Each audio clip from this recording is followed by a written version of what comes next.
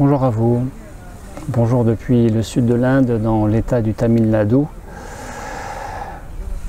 à Auroville précisément, et juste derrière moi, ce que nous appelons le Matrimandir. Le Matrimandir étant cette grosse balle de golf dorée, représentant une certaine conception du monde, à l'image de ce que la fondatrice de la ville communautaire Auroville, Mira Alfassa, mieux connue sous le pseudo de Mère, compagne spirituelle de Sri Aurobindo.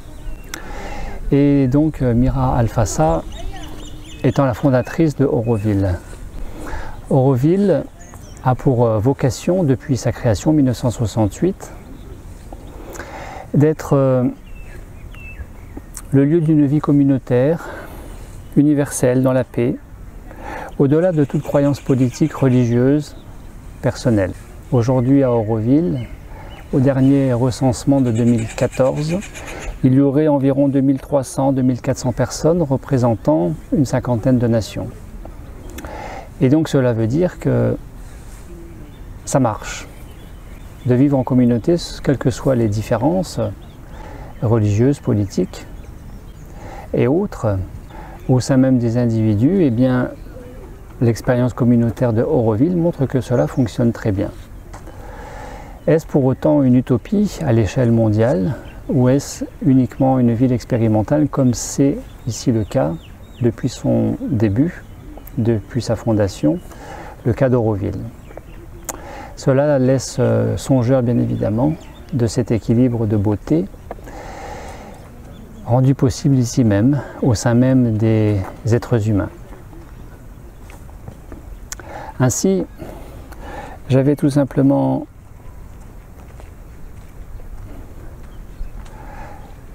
cette grosse balle de golf dorée qui est le centre même, qui représente le centre même, le cœur même de la ville d'Auroville, qui est finalement un village, 2300-2400 habitants, c'est très petit, a pour vocation précisément de s'y rendre et de méditer dans les conditions les plus sobres possibles, puisque à l'intérieur il n'y a ni bougie, ni encens, ni fleurs, ni statues, ni représentation quelconque, religieuse, spirituelle, mystique, ni même de la musique. J'avais envie, depuis Auroville, de m'entretenir avec vous du fameux coronavirus. Alors bien évidemment, mon propos aujourd'hui n'est pas de refaire un exposé théorique le plus complet possible sur le coronavirus, puisque énormément de choses ont été dites, écrites et que vous pouvez retrouver partout sur Internet. Donc mon propos n'est pas là, mais plutôt d'y amener une touche personnelle, un regard personnel, sur ce que je trouve fait énormément défaut quant à ce que l'on peut trouver comme documentation autour du coronavirus. Alors bien sûr, le coronavirus, c'est une grande famille des virus en forme de couronne, qu'il y a plus d'un virus appelé coronavirus. Ce n'est pas le coronavirus, c'est la famille des coronavirus. Et concernant cette épidémie qui touche la planète tout entière de plus en plus, eh bien, cela concerne tout particulièrement le virus dénommé le SRAS-CoV-2. Et le SRAS-CoV-2 provoquant cette maladie respiratoire que l'on appelle le Covid-19. Ce Covid-19 a été identifié la première fois en 1960 chez l'être humain. D'où viendrait-il? Nous ne savons pas trop. Est-ce qu'il viendrait et serait transmis par cette fameuse chauve-souris chinoise que l'on appelle la civette? Puisqu'en 2002, il y avait déjà eu une contamination au SRAS-CoV-2 en Chine, du fait de la consommation de la civette par les Chinois. Est-ce que ce coronavirus viendrait d'une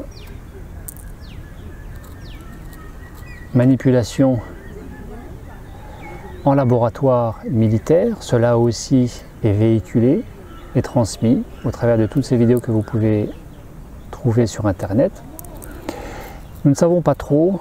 En tout cas, ce qui est sûr, c'est que une vaccination possible reste hypothétique dans l'immédiat, puisqu'il y aurait un minimum de 18 mois d'ici fin 2021, deuxième semestre 2021, avant qu'il y ait le premier vaccin. Ce que nous savons de la mortalité du coronavirus, eh bien, c'est que les personnes au-delà de 65 ans sont plus concernées, que les personnes immunodéprimées sont plus concernées, et celles qui, en plus, vivent une maladie associée, qui les fragilise dans leur santé et, une fois encore, dans leur immunité. Autrement dit, la problématique, autant que le défi, chez les personnes concernées par le coronavirus, potentiellement tout le monde, et chez les personnes vivant, souffrant actuellement d'un coronavirus, relève de l'immunité. Et autrement dit, au travers de l'immunité, eh bien, de l'hygiène de vie. Mon propos n'est pas de minimiser ou de faire l'impasse sur la prévention. Bien évidemment que la prévention est extrêmement importante.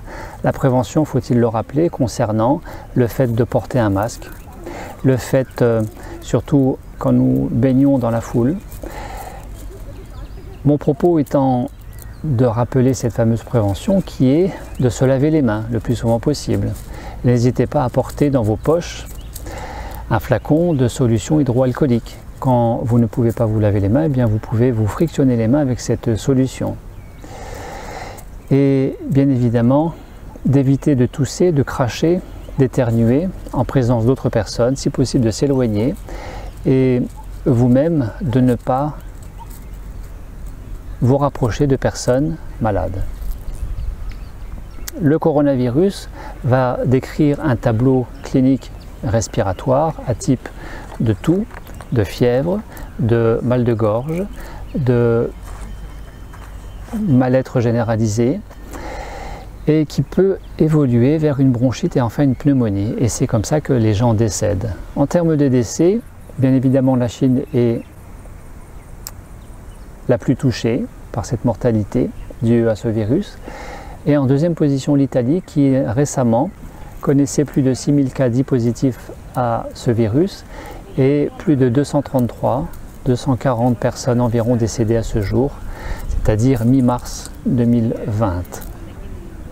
Bien évidemment, les gens ne souhaitant pas être contaminés, eh bien, vont s'isoler, et les individus comme les États prennent des mesures de plus en plus importantes pour se préserver, se prémunir de cette contamination possible. Ainsi, l'Italie a mis en quarantaine toute la région de la Lombardie, dont la région de la capitale Milan. Les déplacements en termes d'entrée et de sortie sont strictement limités durant la quarantaine, mise en vigueur actuellement, et ce jusqu'au 3 avril. La France a aussi mis en place des mesures préventives de limitation de déplacement. La France a annulé des manifestations importantes. J'ai entendu qu'il y avait eu cette annulation du Salon international de l'automobile à Genève qui s'est fait ces dernières semaines. Mais aussi, me concernant, il y a tout simplement cette personne belge qui habite en Belgique et qui m'annonce par mail qu'elle annule sa participation à la prochaine session pause alimentaire nourriture pranique d'avril, prévue en avril, au même titre qu'il y a eu cette stagiaire en février pour la première session 2020 qui, parce qu'elle avait une grippe ou un rhume, je ne sais pas trop, a préféré rester chez elle, disant qu'elle était fatiguée, bien sûr, et qu'elle ne souhaitait pas contaminer les gens, les autres stagiaires. Mon propos concerne justement ce point précis, c'est-à-dire que quel est le véritable défi du coronavirus? Le véritable défi, évidemment, c'est d'éviter d'être malade. Or, j'ai très peu entendu, vu ou lu d'informations concernant comment éviter d'être malade, au-delà de porter un masque, de se laver les mains, d'éviter tout contact avec une personne qui peut être malade, de se laver les mains avec une solution hydroalcoolique, de rester chez soi, d'éviter le brassage dans la foule, de s'immerger au sein même de la foule, potentiellement porteuse. Je n'ai rien vu, ni entendu, ni lu qui concerne quelque chose en plus, au-delà de ça. Bien évidemment, encore une fois, je le répète, la prévention est extrêmement importante et il n'est pas question de faire l'impasse sur la prévention. Mais il me semble que la meilleure des préventions, avant tout, en plus de celle-ci, légitimement concerne celle de l'immunité. La meilleure façon de se prémunir du coronavirus, c'est de renforcer son immunité. Et pas simplement de se laver les mains, de porter un masque, etc., etc. Il y a 2 semaines, c'est-à-dire le dernier jour de février 2020, puisque je partais en Inde le lendemain, le dimanche 1er mars, j'entendais à la radio Michel Simmons, le médecin très médiatique, qui faisait une spéciale coronavirus. Et une fois encore, je n'ai rien entendu de comment renforcer son immunité. Et pourtant, il me semble que c'est la partie la plus importante. La première des guérisons, c'est d'éviter la maladie, tout simplement. La première des guérisons, c'est de maintenir son niveau de santé au plus élevé, qui prévient au maximum les maladies, en particulier les maladies infectieuses. Ce qui ne veut pas dire que vous ne serez jamais malade, mais ce qui veut dire que très certainement vous évitez au maximum de tomber malade. Ainsi, cette stagiaire de février qui a préféré rester chez elle parce qu'elle avait une grippe ou un rhume aurait aussi bien fait de venir en stage parce qu'elle était garantie d'avoir une chambre seule, que février était un petit groupe et qu'une retraite en pause alimentaire pranique consiste avant tout en le fait de se poser, de se déposer, de se décharger et de se reposer, d'avoir tellement porté sur le plan de ces toxines alimentaires accumulées toute notre vie, de se décharger de ce trop-plein d'émotions contenues, de ces schémas de pensée, de croyances limitantes, et qui tout cela contribuant au désalignement.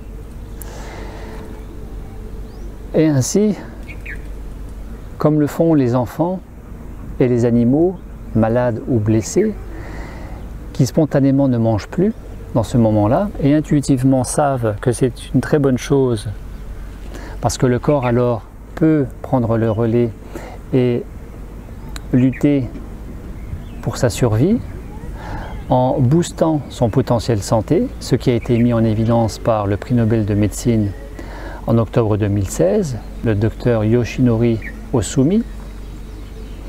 Eh bien, sur les principes de l'autophagie et de l'autolyse, que vous soyez malade ou que vous ne soyez pas malade, en faisant cette pause alimentaire qui doit être bien évidemment accompagnée et non pas improvisée, seule dans votre coin, eh bien, vous permettez au corps de se réaligner, de trouver son équilibre optimal, l'homéostasie, la fameuse homéostasie. Pour les médecins, homéostasie physique, physiologique pour les médecins, homéostasie psycho-émotionnelle pour les psychologues, pour les thérapeutes. Certes, en se posant c'est une chose, mais en se reposant c'est beaucoup mieux. Vous permettez au corps de restaurer un maximum de son potentiel santé. Ce qui a tout simplement été mis en évidence par cette étude médicale de Brasilia.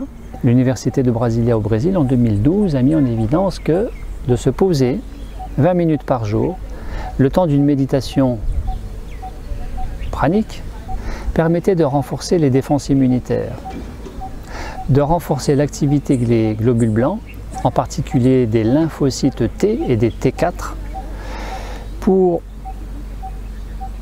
lutter le plus efficacement possible envers les agressions microbiennes, bactériennes, pourquoi pas virales, le cas échéant. Et c'est précisément ce que nous faisons en pause alimentaire pranique. Vous venez, vous allez vous installer, vous allez vous poser au sens propre comme au sens figuré. Vous allez déposer, lâcher prise, permettre au corps de s'auto-régénérer tout simplement. Et en étant dans l'accueil, le plus présent, détaché, neutre et bienveillant, vous permettez à ces inconscients, réflexes, limitants, désalignants, qui baissent la fréquence vibratoire de l'ensemble du corps et de l'être humain, de baisser. Vous permettez à tout cela de lâcher, de s'éloigner, de se dissiper. Vous permettez à tout cela de se déprogrammer et ainsi vous-même de devenir de plus en plus conscient et de générer non plus du contrôle, je tiens, je m'accroche, je contrôle, mais de la maîtrise basée sur l'accueil, l'acceptation. Ainsi, cette activité en faveur d'une plus grande immunité, parce que alignement des 4 corps physique, mental, émotionnel, spirituel, parce que expansion de la conscience au-delà du niveau bêta mental qui est le propre, il faut le rappeler, de la dualité, de la séparativité, de la croyance que nous sommes tout petits, que nous sommes vulnérables, que nous sommes faibles, que nous allons tomber malades. Eh bien, vous allez au-delà, vous générez cette conscience d'unité qui, elle, est le propre d'une fréquence vibratoire élevée au niveau du corps et au niveau de l'être humain. Vous êtes sur le fait de cultiver et de renforcer votre équilibre de bien-être avec vous-même, donc cet alignement, cette expansion de conscience, donc ce rayonnement de l'être tout entier. Rayonnement, ça n'a rien de métaphysique ou de mystique. Le rayonnement s'explique tout simplement parce que quand vous êtes aligné, vous êtes bien dans votre peau, dans votre tête et dans votre corps, et vous allez générer, libérer autant de morphine cérébrale, les bêta-endorphines. Vous allez générer autant d'hormones de l'amour au niveau du cœur, l'ocytocine.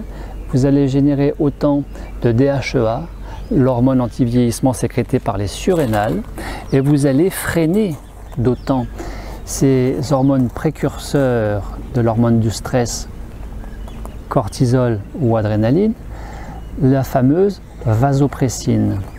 Moins vous êtes stressé, moins vous sécrétez au niveau du cerveau de la vasopressine, moins vous allez déclencher la libération par les surrénales de cortisol et d'adrénaline. Et plus la surrénale va libérer de DHEA, plus le cœur va libérer d'ocytocine, hormone de l'amour, plus le cerveau va sécréter de la morphine cérébrale, hormone du plaisir.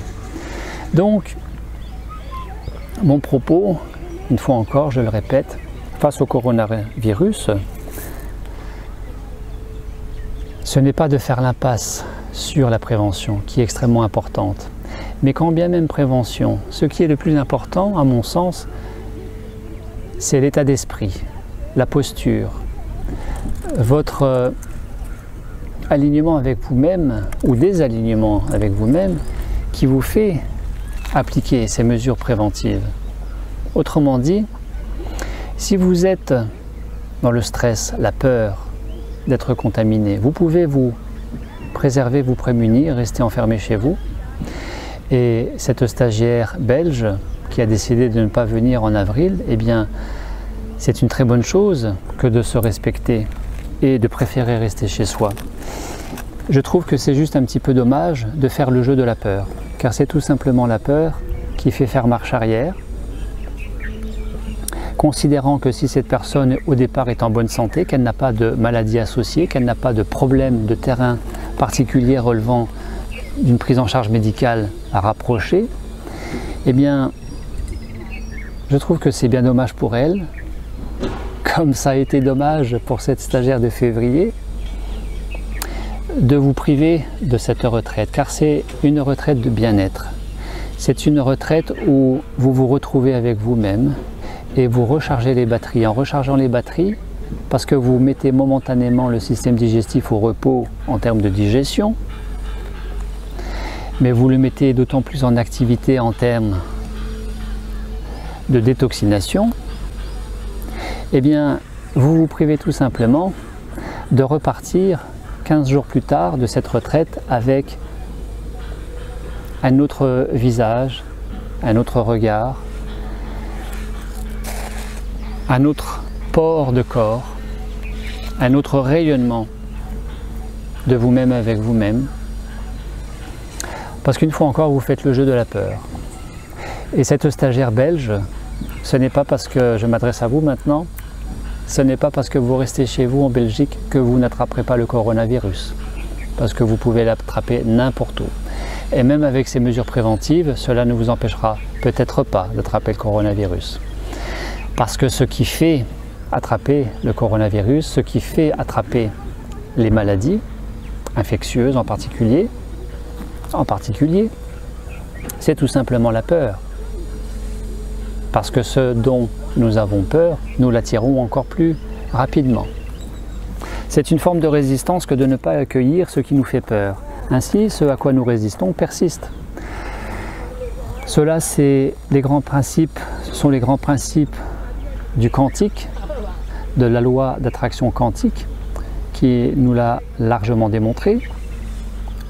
Mais aussi, première moitié du XXe siècle, ce précurseur du stress, ce médecin québécois d'origine hongroise, le docteur Hans Selye, qui a fait du stress le travail de sa vie professionnelle et qui a baptisé cette réaction typique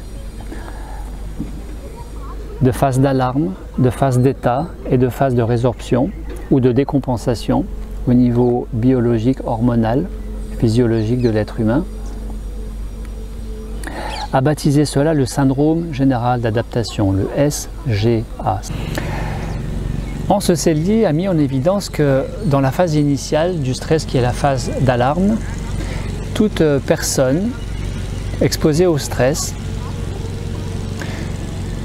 subit, soudain, manifeste, latent, pensé ou vécu en tant que tel, va décrire un effondrement des défenses immunitaires pouvant aller jusqu'à minimum 10% de ces défenses immunitaires en moins face au stress, réaction immédiate possible. Autrement dit, ce qui vous fait être d'autant plus vulnérable aux agressions extérieures, en particulier les agressions infectieuses, nous entendons la tondeuse derrière, eh bien, ce n'est pas le fait de ne pas appliquer les mesures de prévention. Certes, c'est de les appliquer, et vraiment c'est ce que je recommande, mais c'est de rester dans la dynamique du stress, qui de toute façon, même avec les mesures préventives, va vous faire descendre votre niveau vibratoire. Or, c'est vraiment ce niveau vibratoire qui va vous prémunir parce que cela renforce les défenses immunitaires, autrement dit, renforce l'aura éthérique, l'aura astrale. Et pourquoi pas l'aura mentale, puisque nous avons deux structures mentales, un mental inférieur, qui est le mental tout court, le cartésien, le rationnel, le dualiste, et qui dit dualiste dit les peurs, le danger perçu comme tel, même virtuellement, auquel nous nous identifions et que nous croyons dur comme fer que c'est un véritable danger. Et puis nous avons la conscience, le mental supérieur, la conscience dite d'unité, liée à l'ici et maintenant et non pas à la projection future ou régression passée, qui elle ne repose pas sur la peur ni l'ego, mais le rayonnement de l'amour, par l'amour. Autrement dit, la meilleure des préventions, ce sont ces mesures préventives, bien sûr, qui sont là aussi finalement pour rassurer grandement les gens, et c'est encore une fois une grande chose. Mais quitte à se rassurer, eh bien, de ne pas vous laisser embarquer par le stress, par la peur, et de cultiver au travers de l'alignement et de l'expansion de conscience d'unité ce rayonnement de l'amour. Car vous le savez, dans la vie, nous faisons toujours deux choix, soit des choix de peur, soit des choix d'amour. Ainsi, puisque je suis en Inde, je suis venu ici il y a 30 ans. En juin 1996, j'étais chez Mère Teresa à Calcutta. Je l'ai vue, c'était l'année avant qu'elle meure, puisqu'elle est décédée en 1997. Je n'ai jamais vu Mère Teresa s'occuper des malades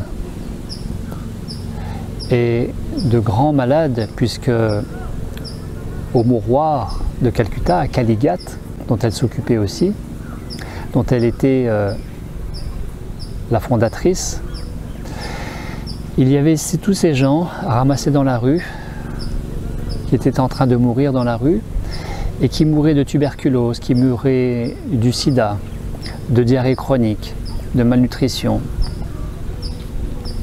À Kalighat, en 1996, il y avait un taux de mortalité de 40%. Quasi une personne sur deux mourait, rentrait pour ne jamais en ressortir debout. Et je n'ai jamais vu Mère Teresa porter le moindre masque ou les gants. Moi-même, jeune infirmier, j'y ai travaillé quelque temps. Je n'ai jamais mis les gants, je n'ai jamais mis de masque. Je rasais ces hommes qui connaissaient le sida. Je rasais ces gens qui connaissaient la tuberculose ou d'autres maladies comme le paludisme, etc., etc. Beaucoup plus récemment, je l'ai déjà évoqué précédemment, en 2010, j'ai volontairement embrassé une femme que j'ai fréquentée après quelque temps, qui à ce moment-là avait un herpès labial purulent, sointant, très actif. Et je l'ai volontairement embrassé et bien embrassé, car je voulais voir ce que cela allait donner. Et je peux vous dire que je n'ai jamais développé d'herpès labial, parce que j'étais très conscient au moment où j'ai embrassé cette personne, et j'ai vraiment ressenti au niveau de mes lèvres cette sensation de brûlure qui quelques secondes après s'est déclenchée sur mes lèvres. Et pour avoir eu cet alignement, cette posture, d'être dans la maîtrise de ce que je vivais, non pas conditionné par la peur, mais impulsé par l'amour, tout simplement, l'amour. L'amour voulant dire que nous sommes tous un, et qu'ainsi, il ne peut plus y avoir de sentiment, de possibilité, de perception d'être agressé si vous ne percevez plus l'autre, quel qu'il soit, comme un agresseur. Et c'est tout simplement l'amour qui rend cela possible. Eh bien, je n'ai jamais développé cet herpès. Vous m'excuserez parce que derrière moi il y a la tondeuse et devant il y a le rotophile. Alors, que dire aussi de Wim Hof, ce Hollandais, le Iceman, qui, comme cette vidéo le montre, a accepté expérimentalement en milieu médical, hospitalier et très étroitement surveillé, de recevoir par injection veineuse une dose importante d'endotoxine, cette bactérie très virulente qui aurait pour sûr rendu très malade n'importe qui d'entre nous, et au grand étonnement du corps médical qui a accompagné cette expérience, eh bien Wim Hof n'a connu qu'un simple léger mal de tête. Comment expliquer cela? C'est vrai que médicalement, Wim Hof est un mystère. Il n'empêche qu'aujourd'hui, Wim Hof est étudié scientifiquement pour l'intérêt porté à la cryothérapie, la thérapie par le froid, en faveur de la lutte contre les maladies auto-immunes, en particulier sclérose en plaques, Parkinson, etc., etc. Wim Hof fait l'objet de recherches scientifiques très sérieuses aujourd'hui à ce sujet. Et autrement dit, Wim Hof, dans ses pratiques de respiration tibétaine, Tummo, le fameux Tummo Reskiang, en réalité, avec ses respirations tibétaines, procède d'une respiration pranique, sur fond de méditation pranique.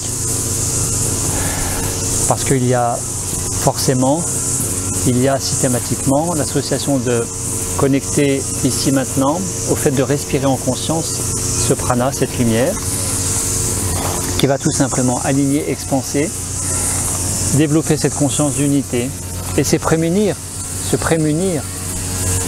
de toute agression possible. Je parle au niveau infectieux. Alors, Je pourrais encore donner bien d'autres exemples.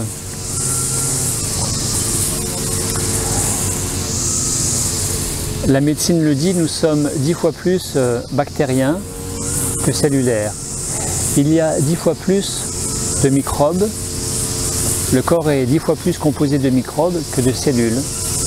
Imaginez le miracle de la vie qui, au travers de ces cellules, de ces molécules, de ces atomes, de ce 99,9% de vide, d'espace entre les cellules, entre les atomes, et de toutes ces bactéries, de toute cette flore microbienne qui compose, constitue le corps physique, imaginez le miracle de la vie que cela traduit.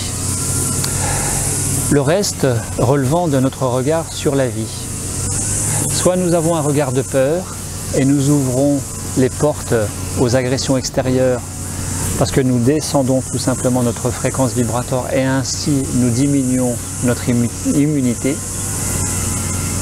Soit nous rayonnons du cœur, nous sommes dans une conscience d'unité, certes, moi-même je me lave les mains, moi-même j'évite un contact trop rapproché, direct, je parle bien de direct avec toute personne entre guillemets suspecte parce que peut-être malade. Ici même en Inde nous croisons facilement des lépreux, nous croisons aussi d'autres personnes très fragilisées par la vie. Eh bien je dirais tout simplement que le coronavirus est là pour nous inviter à cultiver cet alignement, cette expansion, ces rayonnements du cœur. Bien plus que de lutter contre une possible maladie, une fois encore, prévention oblige. La première des thérapies, c'est la prévention. J'ai moi-même quitté la profession d'infirmier pour ne plus être dans le champ de la thérapie, du thérapeutique, du curatif, mais enseigner, transmettre la prévention. Et la pause alimentaire constitue une mesure préventive extrêmement importante qui doit, une fois encore, s'installer, s'inscrire au quotidien à votre rythme, dans votre style, comme cela vous convient le mieux. Ce n'est qu'un exemple, 24 heures de pause alimentaire semaine. Alors, que décidez-vous, que choisissez-vous? Choisissez-vous d'être contrôlé, manipulé, possédé par la peur? Ou choisissez-vous de devenir conscient, libre, heureux et de rayonner tout simplement du cœur, de rayonner l'amour? Merci au coronavirus pour cet enseignement de fond. Merci d'avoir pris le temps de m'écouter et je vous dis à bientôt.